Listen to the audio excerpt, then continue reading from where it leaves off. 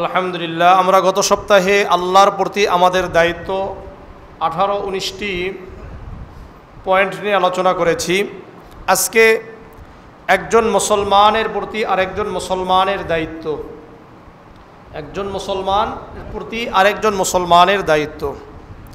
সূরাতুল হুজুরাতের 11 এবং 12 নম্বর আয়াত আল্লাহ বলেন, ইয়া আইয়ুহাল্লাযীনা আমানু লা ইয়াসখার কওমুম মিন কওমিন আসা আন ইয়াকুনু খায়রাম মিনহুম ওয়ালা নিসাউম মিন নিসাইন আসা আন ইয়াকুননা খায়রাম মিনহুন্না।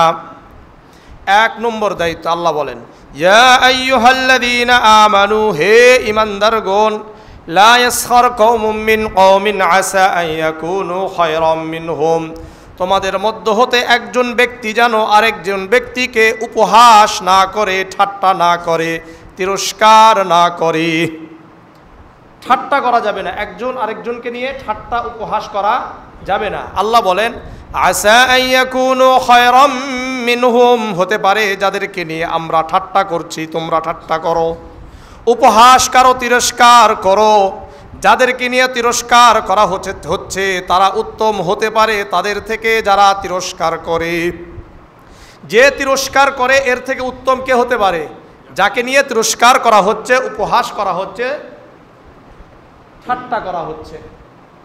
ওয়ালা নিসাউম মিন নিসাইন আসা আন ইয়াকুননা খায়রাম মিনহুন্না, কোন নারী যেন অন্য নারীকে নিয়ে ঠাট্টা উপহাস না করে, তিরস্কার না করে। হতে পারে যেই নারীকে নিয়ে ঠাট্টা তিরস্কার উপহাস করা হচ্ছে ওই নারী হতে উত্তম যেই নারী ঠাট্টা তিরস্কার করে। তাহলে 1 নম্বর, আমরা কাউকে নিয়ে ঠাট্টা করব না, উপহাস করব না, তিরস্কার করব না, এটা 1 নম্বর। 2 নম্বর, ওয়ালা তালমিজু আনফুসাকুম, একে অপরকে দোষারোপ করবা না, একে অপরকে দোষারোপ করা যাবে না। 3 নম্বর, ওয়ালা তানাবাসু বিল আলকাব, একে অপরকে খারাপ নামে, মন্দ নামে ডেকো না। নাম পরিবর্তন করে ডাকা হয় না, এই নাম পরিবর্তন করা যাবে না। ওয়ালা তানাবাসু বিল আলকাব, আল্লাহ বলেন, বিসাল ইসমুল ফুসুকু বাদাল ঈমান, ঈমান আনার পরে এই কাজগুলো হলো মহাপাপ, খুবই ঘৃণিত কাজ। ওমান লাম ইয়াতুব ফাউলাইকা হুমুয যালিমুন, এগুলো করার পরে যারা আজ তওবা করে না এরা হলো জালেম, এরা হলো অত্যাচারী। 4 নম্বর, ইয়া আইয়ুহাল্লাযীনা আমানু ইজতানিবু কাসীরাম মিনায যান্নি ইন্না বা'দায যান্নি ইসমুন ওয়া লা তাজাসসু ওয়া লা ইয়াগতাব বা'দুকুম বা'দা, হে ঈমানদারগণ, তোমরা ধারণা করা থেকে বেঁচে থাকো, কেননা অনেক ধারণা গুনাহ, অনেক ধারণা কি মন্দ ধারণা করা হয় যেগুলো গুনাহ, সুতরাং খারাপ ধারণা করা যাবে না। ওয়ালা তাজাসসু, 5 নম্বর, তোমরা একে অপরের গোপনীয় দোষগুলোকে বের করার চেষ্টা করো না। কিছু গোপনীয় দোষ সবার মধ্যেই থাকে কি থাকে না, এই যে গোপনীয় দোষগুলো খুঁজে বের করো না, কোনো সন্ধানে লিপ্ত হইও না। আর 6 নম্বর, ওয়ালা ইয়াগতাব বা'দুকুম বা'দা, তোমরা একে অপরের গীবত, পরনিন্দা চর্চা করবা না, পরনিন্দা চর্চা করা যাবে না। পরনিন্দা চর্চা করলে কি হয়? আইয়ুহিব্বু আহাদুকুম আন ইয়াকুলা লাহমা আখিহি মাইতান ফাকারিহতুমু, আল্লাহ বলেন, তোমরা কি এটা পছন্দ করো তোমরা একে অপরের এক ভাই আরেক ভাইয়ের গোশত খাবে? আইয়ুহিব্বু আহাদুকুম আন ইয়াকুলা লাহমা আখিহি, আরেক ভাইয়ের গোশত খেতে তোমরা পছন্দ করো, ফাকারিহতুমু, তোমরা তো এটা পছন্দ করবা না। সুতরাং বুঝা গেল এই আয়াত দ্বারা কেউ যদি কারো গীবত করে, পরনিন্দা চর্চা করে, আঘাতমূলক কথা বলে, তাহলে বুঝতে হবে সে পরনিন্দা চর্চা করছে। আর পরনিন্দা চর্চা করলে কি হয়? যেই ভাইয়ের পরনিন্দা চর্চা করা হলো, গীবত করা হলো, ওই ভাইয়ের গোশত খাওয়া হলো। সুতরাং আমরা এই 6টা, এই আয়াত থেকে 6টা কথা, 2টা আয়াত থেকে কয়টা খারাপ অভ্যাস? 6টা খারাপ অভ্যাস। এক নম্বর, বলেন আমরা ঠাট্টা করব না, উপহাস করব না, আমরা কাউকে দোষারোপ করব না, আমরা মন্দ নামে ডাকব না, খারাপ ধারণা করব না, মানুষের গোপনীয় দোষ চর্চা করব না, পরনিন্দা চর্চা করব না। মনে থাকবে ইনশাআল্লাহ। যারা পরনিন্দা চর্চা করে তাদের আরো দুটা হাদিস শুনেন। সুনানে আবি দাউদের 4878 নম্বর হাদিস। عن أنس بن مالك رضي الله تعالى عنه قال قال رسول الله صلى الله عليه وسلم لما عرج بي مررت بقوم لهم أظفار من نحاس يخبشون وجوههم وصدورهم। আনাস ইবনে মালিক রাদিয়াল্লাহু তাআলা আনহু বর্ণনা করেন, আল্লাহর রাসূল সাল্লাল্লাহু আলাইহি ওয়াসাল্লাম বলেন, যখন মেরাজের রাত্রিতে আমি ভ্রমণ করছিলাম ঊর্ধ্ব আকাশে, এমন একটি গোত্রর সামনে, একটা সম্প্রদায়ের সামনে দিয়ে গেলাম, এমন কিছু মানুষের সামনে দিয়ে গেলাম, লাহুম আযফারুম মিন নুহাসিন, যাদের আঙ্গুলের নখগুলো ছিল তামার। কি ছিল? আঙ্গুলের এই যে নখ, এগুলো কি ছিল? তামার ছিল। ইয়াখমিশুনা উজুহাহুম ওয়া সুদুরাহুম, আল্লাহর রাসূল বলেন আমি তাদেরকে দেখলাম ওই তামার আঙ্গুলের নখগুলো দ্বারা তাদের চেহারাগুলো আশ্রাচ্ছিল এবং তাদের বক্ষগুলো আশ্রিয়ে খণ্ড বিখণ্ড করে ফেলছিল। আশ্রাচ্ছিল, এগুলো আশ্রানোর কারণে রক্ত বের হচ্ছিল, এমন একটা অবস্থা তৈরি হয়েছে। ফাকুলতু মান হাউলাই ইয়া জিবরিল, আল্লাহর রাসূল বলেন আমি জিবরিল আলাইহিস সালাতু ওয়াস সালামকে বললাম, হে জিবরিল এরা কারা? জিবরিল আলাইহিস সালাতু ওয়াস সালাম বললেন, হাউলাই আল্লাযীনা ইয়াকুলুনা লুহামান নাস ওয়া ইয়াকুউনা ফি আরাযিহিম, এরা তারাই যারা মানুষের গোশত খেত এবং মানুষের সম্মানে আঘাত করত। এরা মানুষের গোশত খেত, এর অর্থ কি? এরা মানুষের গীবত চর্চা করত, পরনিন্দা চর্চা করত, আর মানুষকে অন্যের সামনে তুচ্ছ তাচ্ছিল্য করত, তা মানুষের সামনে তাদের সম্মানে আঘাত করত। সুনান আবি দাউদের 4880 নম্বর হাদিস। عن أبي برزة الأسلمي رضي الله تعالى عنه قال قال رسول الله صلى الله عليه وسلم يا معشر من آمن بلسانه ولم يدخل الإيمان قلبه। আবু বারজামা আল আসলামী রাদিয়াল্লাহু তাআলা আনহু বর্ণনা করেন, আল্লাহর রাসূল সাল্লাল্লাহু আলাইহি ওয়াসাল্লাম বলেন, হে লোক সকল, মান আমানা বিলিসানিহি, যারা শুধুমাত্র জবানে মুখে ঈমান এনেছো কিন্তু এখনো পর্যন্ত অন্তরে ঈমান প্রবেশ করে নাই। মুখে মুখে ঈমানদার, অন্তরে কি নাই? ঈমান নাই। লা তাগতাবুল মুসলিমিন, তোমরা মুসলমানদের একে অপরের গীবত করো না। ওয়ালা তাত্তাবিউ আওরাতিহিম, তোমরা একে অপরের দোষ চর্চা করো না, পিছনে লেগে থেকো না, পিছনে লেগে থেকো না। ওয়ালা তাত্তাবিউ আওরাতিহিম ফাইন্নাহু মান ইত্তাবা আওরাতিহিম ইয়াত্তাবিউল্লাহু আওরাতাহু, যে ব্যক্তি অন্যের দোষ চর্চায় লেগে থাকে আল্লাহ রাব্বুল আলামিন তার দোষ খোঁজা শুরু করে দেয়। আমি যদি মুয়াজ্জিন সাহেব হুজুরের দোষ খোঁজা শুরু করি, তাহলে আল্লাহ তাআলা আমার দোষ খোঁজা শুরু করবেন। ওমাই ইয়াত্তাবিউল্লাহু আওরাতাহু ইয়াফদাহু ফি বাইতিহি, আর আল্লাহ রাব্বুল আলামিন যার দোষ খোঁজা শুরু করে দিবে, আল্লাহ রাব্বুল আলামিন তাকে তার ঘরে বসে রেখে তাকে লাঞ্ছিত করবে। আল্লাহ যদি আমাদের দোষ খোঁজা শুরু করে দেয়, তাহলে আল্লাহ তাআলা আমাদেরকে কোথায় বসে লাঞ্ছিত করবে? ঘরে বসেই লাঞ্ছিত করবে। এই জন্য দোষ চর্চা করা যাবে না। রিয়াদুস সালিহিনের 1578 নম্বর হাদিস। عن أبي هريرة رضي الله تعالى عنه قال قال رسول الله صلى الله عليه وسلم إياكم والظن فإن الظن أكذب الحديث। আবু হুরায়রা রাদিয়াল্লাহু তাআলা আনহু বর্ণনা করেন, আল্লাহর রাসূল সাল্লাল্লাহু আলাইহি ওয়াসাল্লাম বলেন, তোমরা খারাপ ধারণা করা থেকে বেঁচে থাকো, কেননা খারাপ ধারণা করা মহাপাপ, মহা মিথ্যা, বড় মিথ্যা খারাপ ধারণা করা। ওয়ালা তাজাসসু ওয়ালা তাহাসসু, তোমরা একে অপরের দোষ চর্চায় লিপ্ত হইও না, গোপন দোষগুলো বের করার চেষ্টা করো না, অনুসন্ধানে লিপ্ত হইও না। ওয়ালা তানাফাসু, 7 নম্বর, ওয়ালা তানাফাসু, তোমরা একজন মুসলমান আরেকজন মুসলমানের সাথে খারাপ কাজে প্রতিযোগিতা করো না। আমরা কি করি? প্রতিযোগিতা করি না? এটা করা হবে না। ওয়ালা তাহাসাদু, 8 নম্বর, ওয়ালা তাহাসাদু, তোমরা একে অপরের প্রতি হিংসা, ওয়ালা তাবাগাদু ওয়ালা তাদাবারু, তোমরা হিংসা বিদ্বেষ করো না, হিংসা বিদ্বেষ করো না। এটা একজন মুসলমান আরেকজন মুসলমানের প্রতি দায়িত্ব হলো, একজন মুসলমান আরেকজন মুসলমানের প্রতি কি করবে না? হিংসা করবে না। হিংসা করলে ক্ষতি কি? সুনানে আবি দাউদের 4903 নম্বর হাদিস, عن أبي هريرة رضي الله تعالى عنه قال قال رسول الله صلى الله عليه وسلم إياكم والحسد فإن الحسد يأكل الحسنات كما تأكل النار الحطب।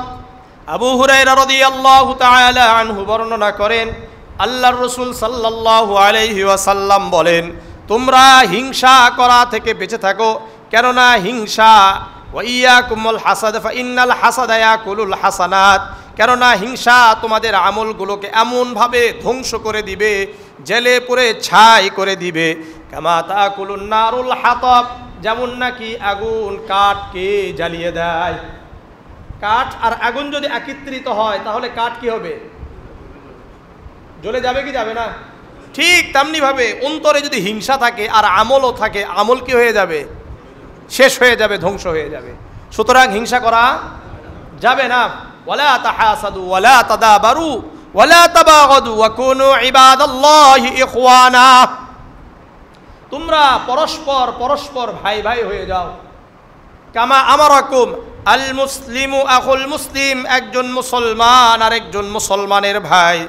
লা ইয়াজলিমুহু, একজন মুসলমান আরেকজন মুসলমানের উপর জুলুম অত্যাচার করতে পারবে না। একজন মুসলমান আরেকজন মুসলমানের উপর জুলুম করতে পারে না। ওয়ালা ইয়াখজুলুহু, একজন মুসলমান আরেকজন মুসলমানকে অসহায় অবস্থায় ছেড়ে দিতে পারে না। ভালো করে বুঝেন, একজন মুসলমান আরেকজন মুসলমানের হক যে সে তার উপর জুলুম করবে না, সে তাকে অসহায় অবস্থায় ছেড়ে দিবে না। আবার ওয়ালা ইয়াহকিরুহু, একজন মুসলমান আরেকজন মুসলমানকে তুচ্ছ তাচ্ছিল্য নগণ্য করবে না। বুঝা আসছে? এরপরে রাসূল বলেন, ওয়াইশিরু ইলা সাদরিহি আত-তাকওয়া হাহুনা আত-তাকওয়া হাহুনা, আল্লাহর রাসূল নিজের বুকের দিকে আঙ্গুল দিয়ে ইশারা করে বললেন, এখানেই তাকওয়া, এখানেই তাকওয়া। বিহাসবি ইমরিইম মিনাশ শাররি আন ইয়াহকিরা আখাহুল মুসলিম, একজন মুসলমানের জন্য যে এই যে মুসলমানটা খারাপ, একজন মুসলমানকে আপনি খারাপ কিভাবে বুঝবেন? আন ইয়াহকিরা আখাহুল মুসলিম, যে আরেকজন মুসলমানকে তুচ্ছ তাচ্ছিল্য করে। একজন মুসলমান যে খারাপ এটা কিভাবে বুঝবেন? এই যে নামে মুসলমান, বুঝবেন কিভাবে? অন্য মুসলমানকে তুচ্ছ তাচ্ছিল্য করে, তুচ্ছ মনে করে। এরপরে রাসূল বলেন, কুল্লুল মুসলিমি আলাল মুসলিমি হারামুন দামুহু ওয়া মালুহু ওয়া ইরজুহু, একজন মুসলমানের উপর আরেকজন মুসলমানের রক্ত হারাম। অর্থাৎ একজন মুসলমান আরেকজন মুসলমানকে হত্যা করতে পারে না। একজন মুসলমান আরেকজন মুসলমানের মাল আত্মসাৎ করতে পারবে না। ওয়া ইরজুহু, একজন মুসলমান আরেকজন মুসলমানের সম্মানে আঘাত করতে পারবে না।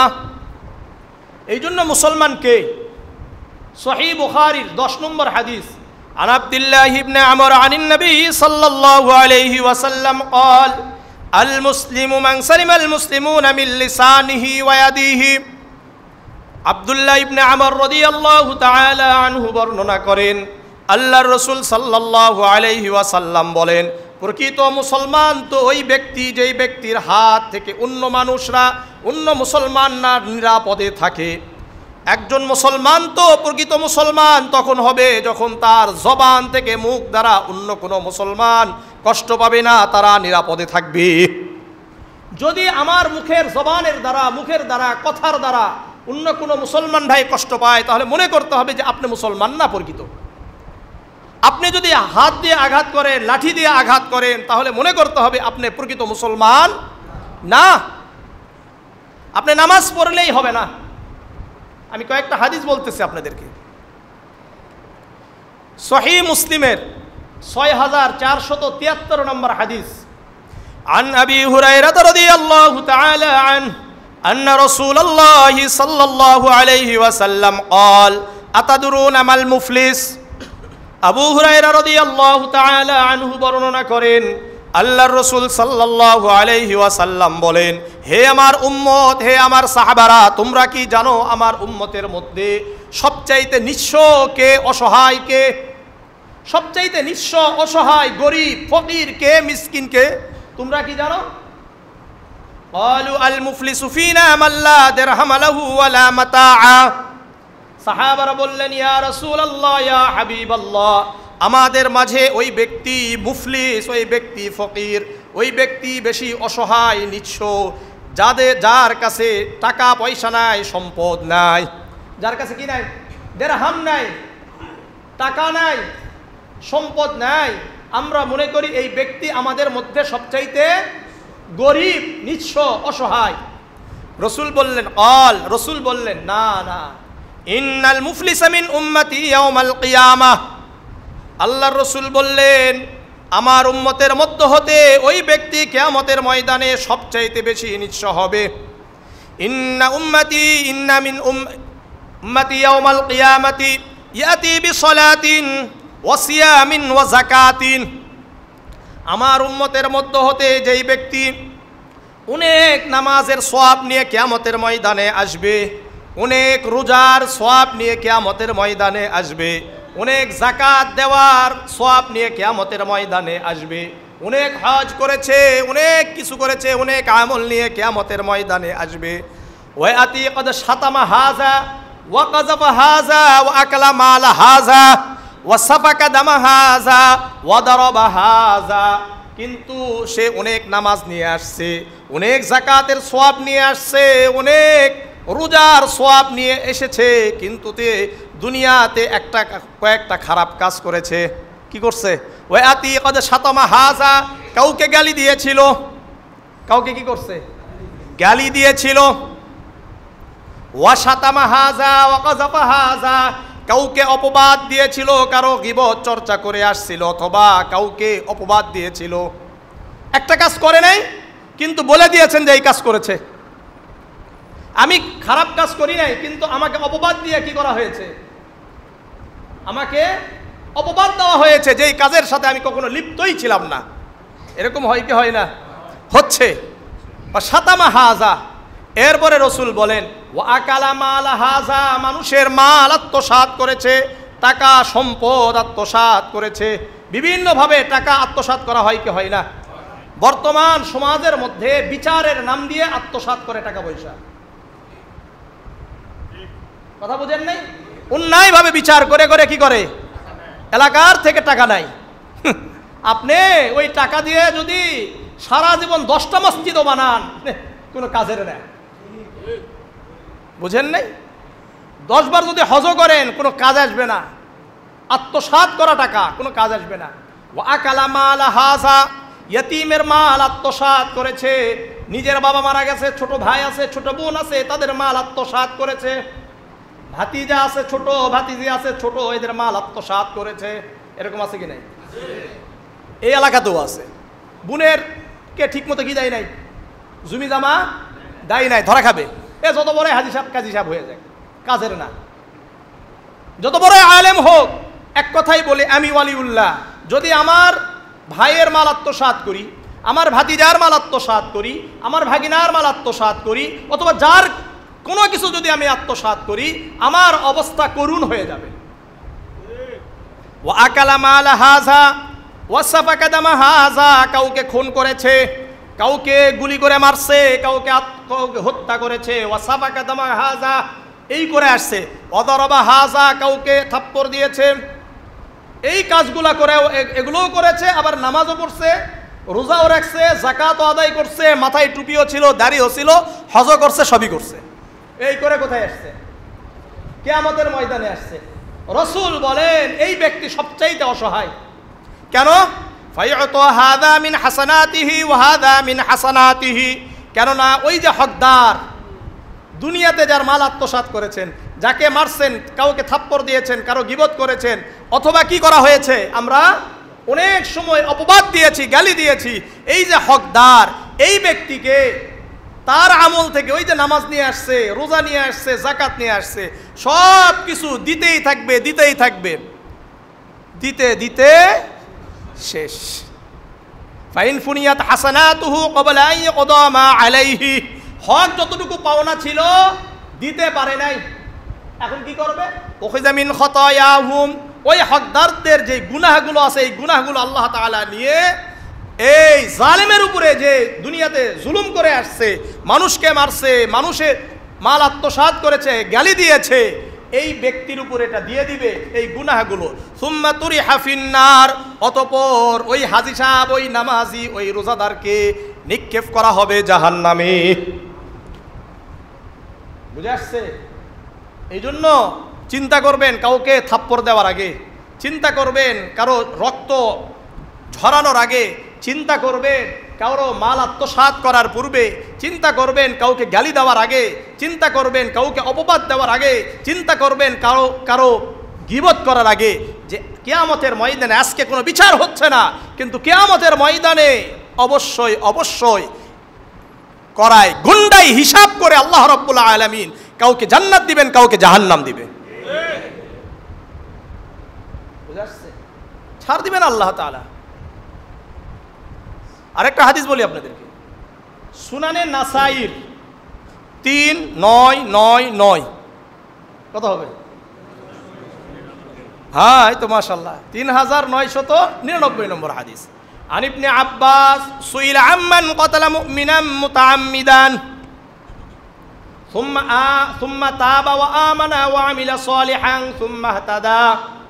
আব্দুল্লাহ ইবনে আব্বাস রাদিয়াল্লাহু তাআলা আনহুকে জিজ্ঞাসা করা হলো। কাকে জিজ্ঞাসা করছে?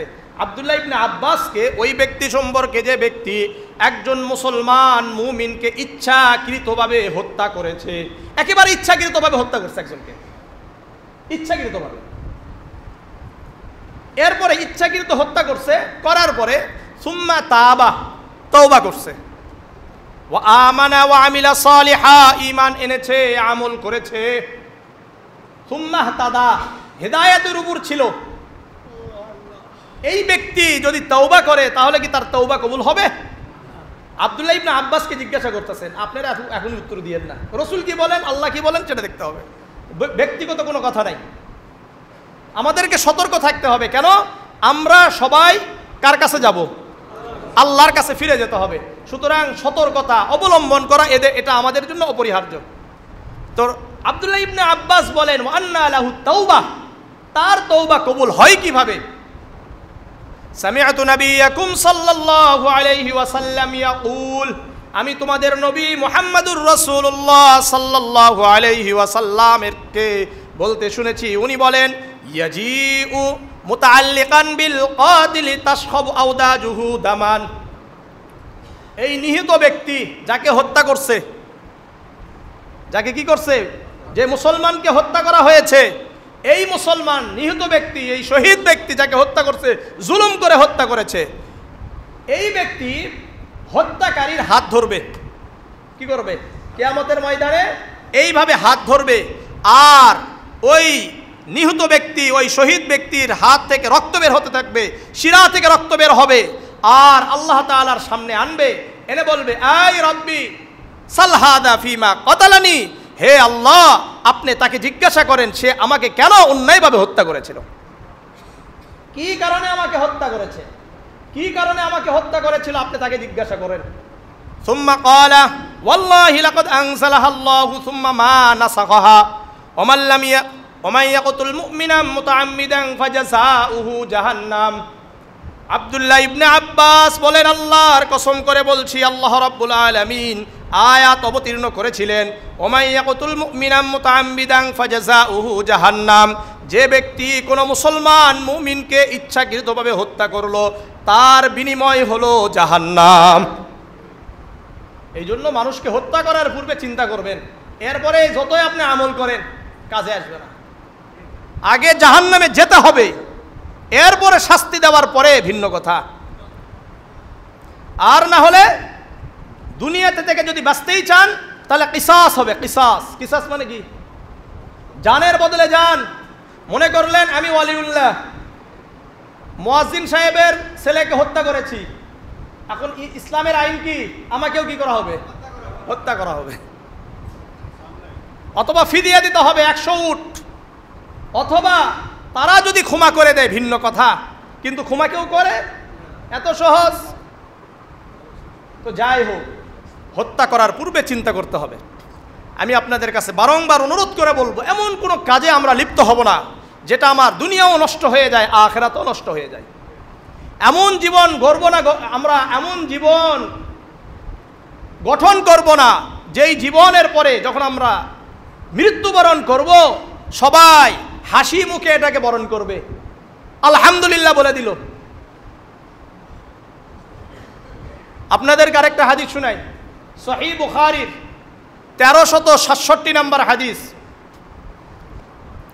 عن أنس بن مالك رضي الله تعالى عنه يقول مروا بجنازة فأثنوا عليها خيرا فقال النبي صلى الله عليه وسلم وجبت।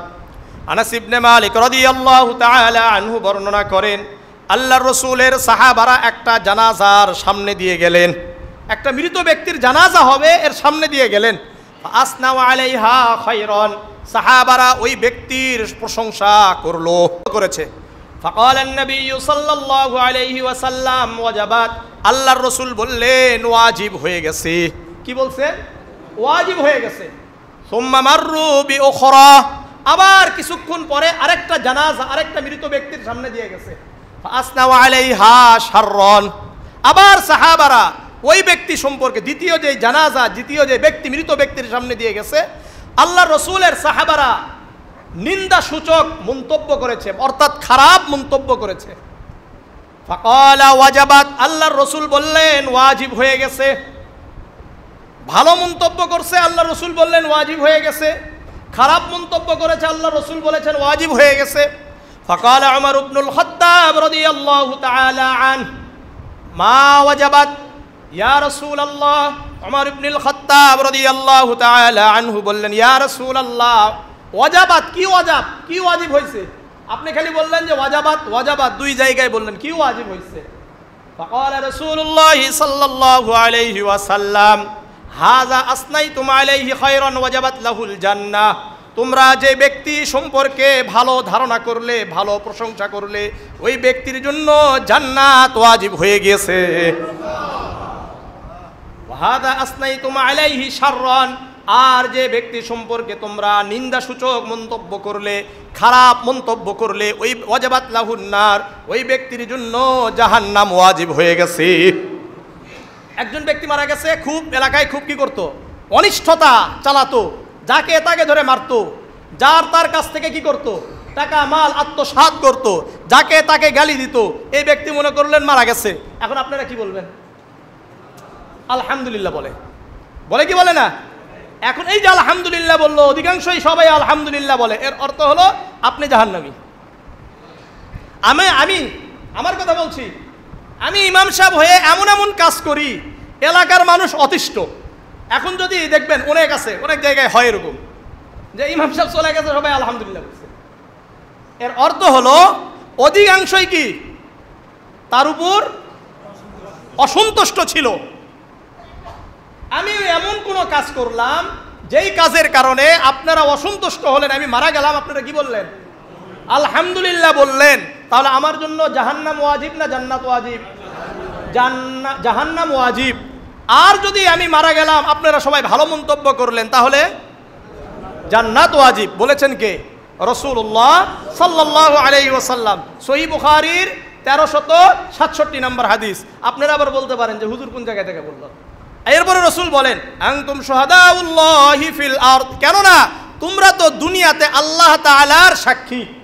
দুনিয়াতে কে কি করে এর সাক্ষী কারা? আমরা না? আমরা তো সব দেখি কে কি করতেছে। আপনারা দেখেন না আমি কি করি? দেখেন কি দেখেন না? আমি আপনাদের অবস্থা দেখি, আপনারাও কিন্তু আমার অবস্থা দেখেন। তো আমরা কে কি করি এটা কিন্তু আমরা জানি।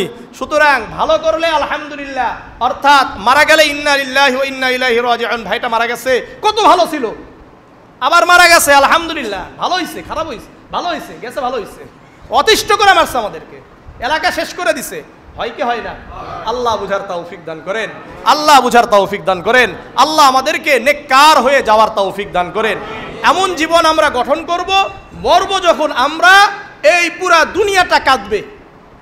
এমন জীবন গঠন করব না যে মরে যাওয়ার পরে পুরা দুনিয়াটা হাসবে।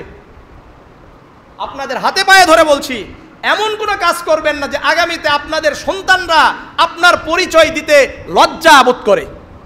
এমন কোনো কাজ করবেন না যেই কাজ করলে, আমার কথাও বলছে, আপনাদের খালি কথা না, আমারও উচিত নয় এমন কোনো কাজ করা যেই কাজ করলে আমার সন্তান পরবর্তীতে বলতে, অর্থাৎ আমার পরিচয় দিতে লজ্জাবোধ করে। বরং আমাদেরকে এমন কাজ করতে হবে যে পরবর্তীতে আমার প্রজন্ম থেকে প্রজন্ম এটা পরিচয় দিতে পারে যে আমার বাবা এমন ভালো ছিল, আমার দাদা এমন ভালো ছিল, আমার পরদাদা এমন ভালো ছিল। কথা আমি বুঝাইতে পারছি?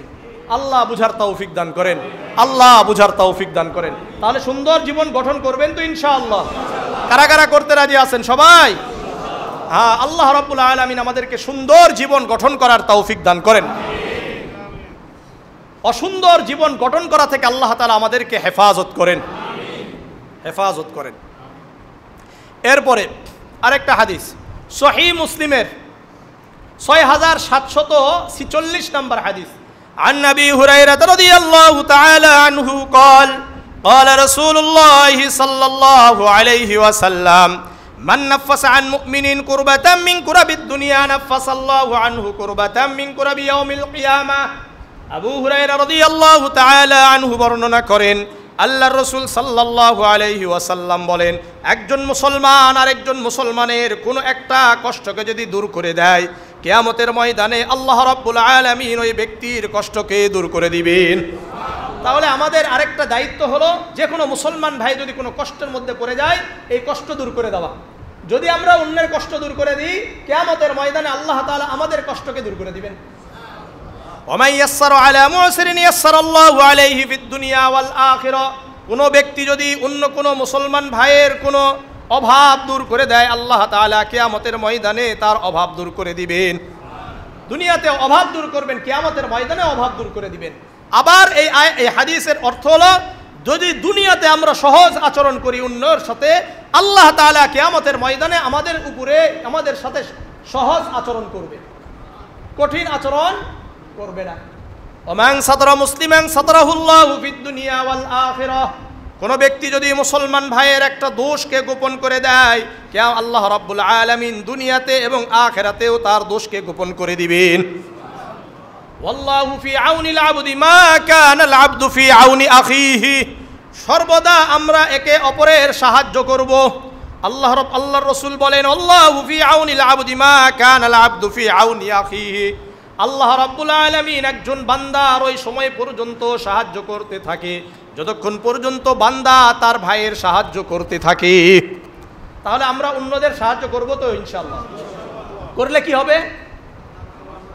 আবার বলেন, আল্লাহ আমাদেরকে সাহায্য করবেন। এরপরে এই হাদিসের লাস্টে আল্লাহ রাসূল বলেন, ওমান বাত্তা বিহি আমালুহু লাম ইউসরি বিহি নাসাবুহু। মান বাত্তা বিহি আমালুহু, যে ব্যক্তির আমল, কার্যকলাপ, কাজকর্ম তাকে পিছিয়ে দেয়, তার বংশ পরিচয় তাকে এগিয়ে দিতে পারে না। ভালো করে বুঝেন, আমার আপনার কার্যক্রম যদি আমাকে পিছিয়ে দেয়, তাহলে বংশ পরিচয় আমাদেরকে এগিয়ে দিতে পারে না। এটা আখিরাতের ব্যাপারেও দুনিয়ার ব্যাপারও। আপনি নামাজ পড়বেন না, আপনার বাপদাদা নামাজ পড়ছে, এই জন্য যে আপনি জান্নাতে যাবেন বিষয়টা এমন নয়, বরং আমাকে আপনাকে আমল করে যেতে হবে, তাহলে আমাদের জন্য জান্নাত। আমাদের জন্য কি জান্নাত। ঠিক তেমনি ভাবে দুনিয়াতেও কাজকর্ম করবেন না, আপনি মাসে মাসে টাকা পাবেন, ব্যাপারটা এমন নয়। কাজকর্ম করলেন না, পড়াশোনা করলেন না, কিছুই নয়, বাপদাদার পরিচয় দিয়ে পাশ করে যাবেন, এটাও কি নয়, ঠিক নয়। এটা এই হাদিসের পরিপন্থী। আল্লাহ বুঝার তৌফিক দান করেন। বাপদাদার পরিচয় দিয়ে খাওয়ার চিন্তা করেন না, এটা লজ্জা করা উচিত। নির্লজ্জ যারা, তারা বাপদাদার পরিচয় দিয়ে খেতে চায়। আর যারা মনে করলেন লজ্জাবোধ আছে, তারা নিজের পরিচয় দিয়ে খেতে চায়। আমাদের উচিত আমরা এমন কাজ করব যেন বাবা আমাদের পরিচয় দিয়ে খায়। কথা বুঝেন নাই? কিন্তু আমরা কি করি? উল্টো। বাপের খাওয়া, খালি বাপ না, দাদার দিয়া খাওয়ার চিন্তা ভাবনা। আল্লাহ বুঝার তৌফিক দান করেন, আল্লাহ সহি বুঝদান করেন, আল্লাহ সহি বুঝদান করেন। এরপরে আমাদের উচিত কি? আমাদের মাঝে আমার ভাইয়ের যদি কোনো সমস্যা হয়, আমার ভাইয়ের যদি কোনো ভুল হয়, তাহলে তার অর্থাৎ সংশোধন করা, এটা আমাদের দায়িত্ব। এটা কাদের দায়িত্ব? আমাদের দায়িত্ব। সূরাতুল হুজুরাতের 10 নম্বর আয়াত আল্লাহ বলেন, ইন্নামাল মুমিনুনা ইখওয়াতুন ফাসলিহু বাইনা আখওয়াইকুম, তোমরা মুমিন ভাই ভাই, তোমাদের মাঝে যদি কোনো সমস্যা হয়ে যায় তোমরা সংশোধন করে নাও। নিজেদের মাঝে কি করা দরকার? সংশোধন করে নেওয়া দরকার। বাহির থেকে কাউকে ডেকে নিয়ে সংশোধন করলে আমাদের অবস্থা খারাপ। আল্লাহ বুঝার তৌফিক দান করেন। আরেকটা হাদিস এখানে শুনেন, সুনান আবি দাউদের 4918 নম্বর হাদিস। আন আবি হুরায়রা রাদিয়াল্লাহু তাআলা আনহু قال قال رسول الله صلى الله عليه وسلم আল মুমিনু মিরআতুল মুমিন, একজন মুমিন আরেকজন মুমিনের আয়না স্বরূপ।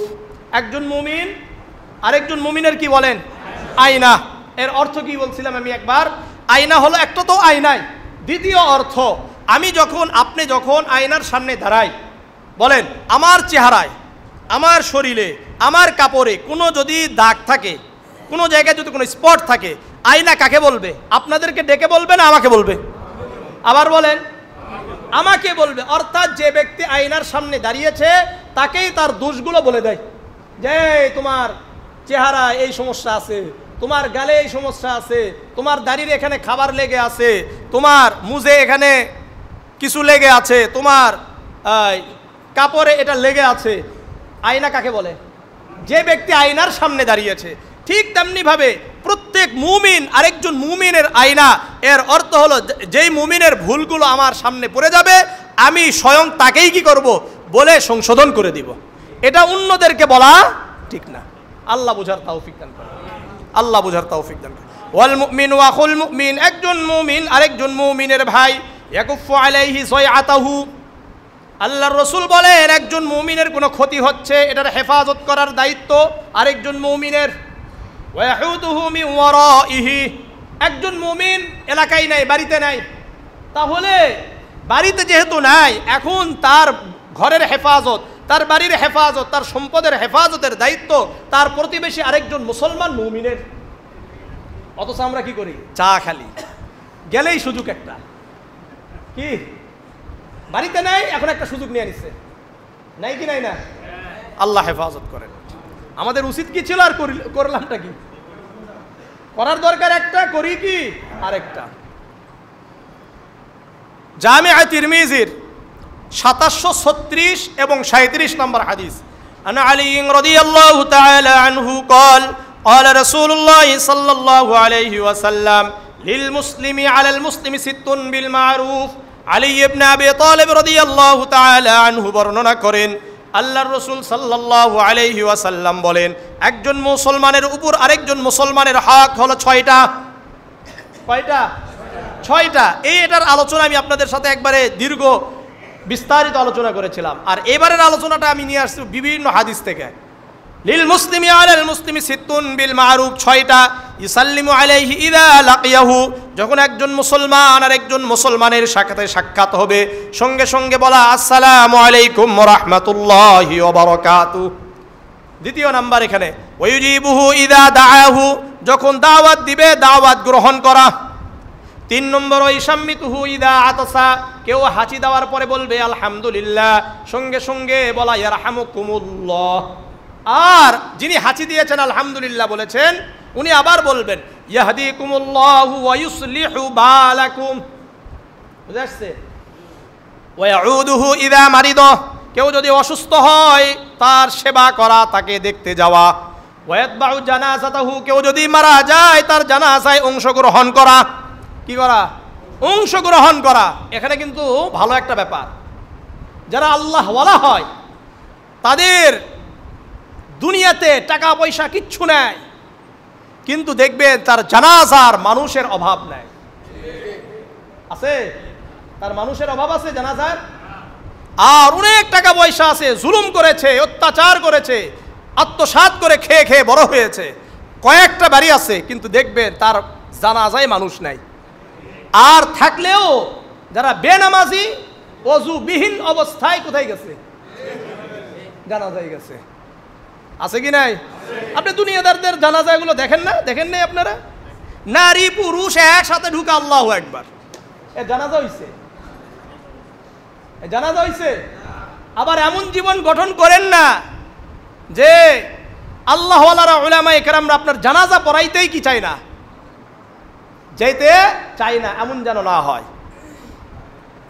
যেতে কিন্তু একদিন হবেই না। আপনারা বেঁচে থাকবেন সবাই? আমি বেঁচে থাকবো? আমি যদি এমন জীবন গঠন করলাম যে আমি মারা গেছি, আপনারা কেউ নেই, কেমন হবে বিষয়টা? ভালো হবে? আল্লাহ বুঝার তৌফিক দান করেন। ওয়ায়াতবাউ জানাজাতাহু, জানাজায় অংশগ্রহণ করা।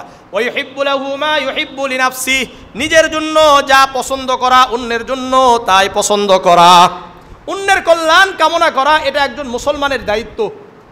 জামিয়া তিরমিজির ৭৩৬ বললাম, ৩৭ নম্বর হাদিসে পুরাটাই ঠিক আছে, কিন্তু আবু হুরায়রা রাদিয়াল্লাহু তাআলা আনহু থেকে বর্ণিত শেষের কথা, ওয়ায়ানসাহু লাহু ইযা গাবা আও শাহিদা, উপস্থিত অনুপস্থিত সর্ব অবস্থায় কল্যাণ কামনা করা।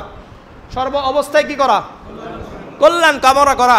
শুধু তাই নয়, অন্যের কল্যাণ কামনা করা, একজন মুসলমান আরেকজন মুসলমানের কল্যাণ কামনা করা, এটা ঈমান পরিপূর্ণ হওয়ার আলামত। সহিহ বুখারীর 13 নম্বর হাদিস, আন আনাস ইবনে মালিক রাদিয়াল্লাহু তাআলা আনহু قال قال رسول الله صلى الله عليه وسلم لا يؤمن احدكم حتى يحب لاخيه ما يحب لنفسه। আনাস ইবনে মালিক রাদিয়াল্লাহু তাআলা আনহু বর্ণনা করেন, আল্লাহর রাসূল সাল্লাল্লাহু আলাইহি ওয়াসাল্লাম বলেন, তোমাদের মধ্যে কেউ প্রকৃত মুমিন ওই সময় পর্যন্ত হতে পারবা না যতক্ষণ পর্যন্ত নিজের জন্য যা পছন্দ করো এটা অন্য ভাইয়ের জন্য পছন্দ করবা না। তাহলে আমার আপনার জন্য যা পছন্দ করি অন্যের জন্য তাই কি করতে হবে? পছন্দ করতে হবে। অর্থাৎ এটা আমাদের অঙ্গীকারবদ্ধ হতে হবে অন্যের কল্যাণ কামনায়, অন্যের কল্যাণ কামনায়, না খালি নিজে খাবেন সব। হ্যাঁ, আমি আপনাদের কাছে একটা কথা জিজ্ঞাসা করি, বলেন তো, একই পরিবার থেকে 4 জন সবাই চাকরি, আরেক পরিবারে একজনও চাকরি পাচ্ছে না, এখানে কি কল্যাণ কামনা? না না, এটাই তো কল্যাণ কামনা। না খেয়ে আছে কল্যাণ কামনা এটা? বরং কল্যাণ কামনা হলো প্রত্যেকটা পরিবার থেকে একজন করে চাকরিজীবী হোক, যেন সবাই কি করতে পারে, বৌসল যা আছে সবাইকে নিয়ে চলতে পারে। এটা দরকার না? কি বলেন আপনারা? সহিহ বুখারীর 2157 নম্বর হাদিস, আন জারির ইবনে আব্দুল্লাহ রাদিয়াল্লাহু তাআলা আনহু قال بايعت رسول الله صلى الله عليه وسلم على شهادتي আল্লা ইলাহা ইল্লাল্লাহ ওয়া আন্না মুহাম্মাদার রাসূলুল্লাহ। জারির ইবনে আব্দুল্লাহ রাদিয়াল্লাহু তাআলা আনহু বলেন, আমি আল্লাহর রাসূলের হাতে বাইআত গ্রহণ করলাম, আশহাদু আল্লা ইলাহা ইল্লাল্লাহ ওয়া আন্না মুহাম্মাদার রাসূলুল্লাহ, আমি সাক্ষ্য প্রদান করলাম আল্লাহ ছাড়া কোনো ইলাহ নাই, মুহাম্মদ সাল্লাল্লাহু আলাইহি ওয়াসাল্লাম আল্লাহর রাসূল। আরও বাইআত গ্রহণ করলাম, বাইআত মানে অঙ্গীকারবদ্ধ হলাম কার হাতে? রাসূলুল্লাহর হাতে। ওয়া ইকামিস সালাত, নামাজ ছাড়বো না, নামাজ কায়েম করব। ওয়া ইতাইজ যাকাত, যাকাত আদায় করব। ওয়াস সামঈ ওয়াত তাআ, কুরআন হাদিস যা বলে তা শুনবো এবং মেনে নিব, কোনো প্রশ্ন করব না। ওয়ান নুসহি লিকুল্লি মুসলিম, আরও বাইআত গ্রহণ করলাম, আমি এখন থেকে সর্বদা মুসলমানদের জন্য কল্যাণকামী হব। কিসের উপর বাইআত করছেন বলেন? সাহাবাদের একটা বায়াত ছিল যে আমরা সর্বদা মুসলমানদের কল্যাণকামী হব, বলেন। হ্যাঁ, আজকে যদি সবাই এই প্রতিজ্ঞাবদ্ধ হয় যে আমরা অন্য ভাইয়ের জন্য কল্যাণকামী, তাহলে এই দুনিয়াতে আর কোনো ফিতনা ফাসাদ কিছু থাকবে না। কিন্তু এগুলো তো পড়ানো হবে না, এগুলো পড়ালে তো আপনারা ভালো হয়ে যাবেন, আর ভালো হলে তো হবে না। এই জন্য কি এই হাদিসগুলো উচিত ছিল আমাদের বইগুলোতে ঢুকানো, সমাজ বিজ্ঞানে ঢুকানো দরকার ছিল এগুলো, তাহলে কিন্তু অর্ধেক ভালো হয়ে যায়, কিন্তু ঢুকাবে না এগুলো। এই হাদিসগুলো আমাদের বাচ্চাদেরকে ছোট থেকে যদি পড়ানো হয়তো স্কুলগুলোতেও, বারবার ওদেরকে বলা হতো যে তুমি অন্যের কল্যাণকামী হতে হবে, তোমাকে অন্যের কল্যাণকামী হতে হবে, তোমাকে অন্যের কল্যাণকামী হতে হবে, তুমি নিজের জন্য যা পছন্দ করো এটা অন্যের জন্য পছন্দ করতে হবে, তাহলে এই ছেলেটা আর খারাপ করবে। আরেকটা দায়িত্ব আমাদের, কেউ কারো কাছে যদি পরামর্শ চায় তাহলে সুপরামর্শ দেওয়া। সুনান ইবনে মাজার 3746 নম্বর হাদিস, عن أبي مسعود رضي الله تعالى عنه قال قال رسول الله صلى الله عليه وسلم المستشار مؤتمن। আবু মাসউদ রাদিয়াল্লাহু তাআলা আনহু বর্ণনা করেন আল্লাহর রাসূল সাল্লাল্লাহু আলাইহি ওয়াসাল্লাম বলেন, পরামর্শদাতা হলো আমানতদার। ভালো করে বুঝেন, পরামর্শদাতা আবার বলেন পরামর্শ, অর্থাৎ মনে করলেন আমার কাছে আপনাদের মধ্যে হতে কেউ পরামর্শ চাইলেন, তাহলে আমি কি আমানতদার, এর অর্থ হলো অন্য কাউকে এই কথাটা আর কি করা যাবে না, বলা যাবে না। এই জন্য সবার কাছ থেকে পরামর্শ নেওয়াও কি না ঠিক না, বিভিন্ন সময় বিভিন্ন জায়গায় আপনার নামে আবার কি করে দিবে, লাগিয়ে দিবে। এই জন্য এমন ব্যক্তির সাথে পরামর্শ করা যে ব্যক্তি হলো মুত্তাকি, যেই ব্যক্তি আপনাকে সুপরামর্শ দিবে। সুনানে ইবনে মাজার 3747 কত 3747। عن جابر بن عبد الله رضي الله تعالى عنه قال قال رسول الله صلى الله عليه وسلم إذا استشار أحدكم أخاه فليشير عليه। জাবির ইবনে আব্দুল্লাহ রাদিয়াল্লাহু তাআলা আনহু বর্ণনা করেন আল্লাহর রাসূল সাল্লাল্লাহু আলাইহি ওয়াসাল্লাম বলেন, তোমাদের কেউ যদি তোমাদের কোনো ভাই তোমাদের কাছে এসে পরামর্শ চায়, তোমাদের সঠিক পরামর্শ দেওয়া উচিত, সঠিক সুপরামর্শ দেওয়া উচিত। আর যারা নাকি সুপরামর্শ দিবে না তারা খেয়ানত করবে। কি করবে? খেয়ানত করবে। সুনানে আবি দাউদের 3657 নম্বর হাদিস, আবু হুরায়রা রাদিয়াল্লাহু তাআলা আনহু থেকে বর্ণিত আল্লাহর রাসূল বলেন, মান উফতিয়া বিগায়রি ইলমিন কানা ইসমুহু আলা মান আফতাহু। এর ভালো করে শুনে নিন, কোন ব্যক্তি আমার কাছে ধরে নেন, আমার কাছে একটা ফতুয়া চেয়েছে, আমি কোরআন হাদিস ছাড়াই পড়াশোনা ছাড়াই একটা ফতুয়া দিয়ে দিলাম, আর এটার উপর এই ব্যক্তি আমল করলো, কানা ইসমুহু আলা মান আফতাহু, যে ফতুয়া দিয়েছে এই পুরা গুনাহটা তার হবে।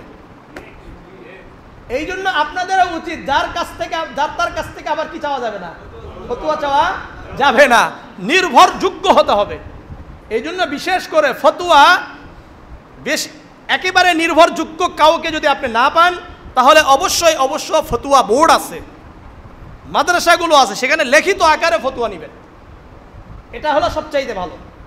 হুটহাট করে একজনের কাছে একটা ফতুয়া নিতে গেলেন, ফতুয়া দিয়ে বসে আছে, গুনাহ হলো, এই গুনার ভাগটা সেও পাইলো আপনিও পাইলেন, ব্যাপারটা এমন হয়ে গেল।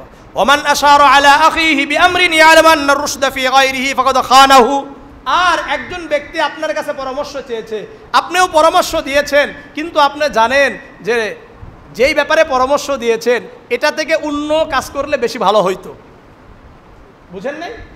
মনে করলেন আমার কাছ থেকে একজন, আমি উদাহরণ দিয়ে বুঝাচ্ছি, আমার কাছে বলেছে হুজুর পল্লী বিদ্যুৎ এদিক দিয়ে গেলে ভালো হয় না এদিক দিয়ে গেলে ভালো হয়। আমি বললাম এদিক দিয়ে গেলে ভালো হয়, কিন্তু আমি জানি যে এদিক দিয়ে যাওয়ার থেকে এদিক দিয়ে গেলে বেশি ভালো, কিন্তু আমি কি বলছি, এদিক দিয়ে যেতে বলছি। ফাকাদ খানাহু, আল্লাহর রাসূল বললেন তোমার কাছে পরামর্শ চেয়েছে, আর তুমি জানো যে যেটা পরামর্শ দিয়েছো এর থেকে আরেকটা পরামর্শ যদি দিতে তাহলে তার জন্য কল্যাণকর হইতো, এই যে তুমি কল্যাণকর পরামর্শ দিলা না, এই কারণে তুমি খেয়ানত করছো। এই জন্য যার তার কাছ থেকে পরামর্শ চাওয়া যাবে না, কিন্তু যাদের কাছে পরামর্শ চাইবে, আমি মুসলমান হিসাবে আরেকজন মুসলমানের উপর দায়িত্ব যে সুপরামর্শ দেওয়া, এবং একজন মুসলমান আরেকজন মুসলমানের সর্বদা কৃতজ্ঞ থাকা। সবাই সবার উপকার করে কি করে না? মাল্লাম ইয়াশকুরিন নাস লাম ইয়াশকুরিল্লাহ। যে ব্যক্তি অন্য ভাইয়ের কৃতজ্ঞ হয় না, ওই ব্যক্তি আল্লাহ তাআলারও কৃতজ্ঞ হয় না। মনে থাকবে তো ইনশাআল্লাহ। আল্লাহ রাব্বুল আলামিন আমাদের সবাইকে ব্যাপক কিছু অনেকগুলো নিয়ে আলোচনা করলাম, এগুলো যেগুলো খারাপ, এই খারাপগুলো থেকে আমাদেরকে বিরত থাকার তৌফিক দান করেন। আল্লাহ রাব্বুল আলামিন আমাদেরকে খারাপ কাজগুলো থেকে বিরত থাকার তৌফিক দান করেন। জুলুম অত্যাচার করা থেকে আল্লাহ তাআলা আমাদেরকে হেফাজত করেন, অন্যায় করা থেকে হেফাজত করেন, মানুষের মাল আত্মসাৎ করা থেকে হেফাজত করেন, গীবত চর্চা করা থেকে হেফাজত করেন, মানুষকে মারধর করা থেকে হেফাজত করেন। সুবহানাকাল্লাহুম্মা বিহামদিকা আশহাদু আল্লা ইলাহা ইল্লা আনতা আস্তাগফিরুকা ওয়া আতুবু ইলাইক।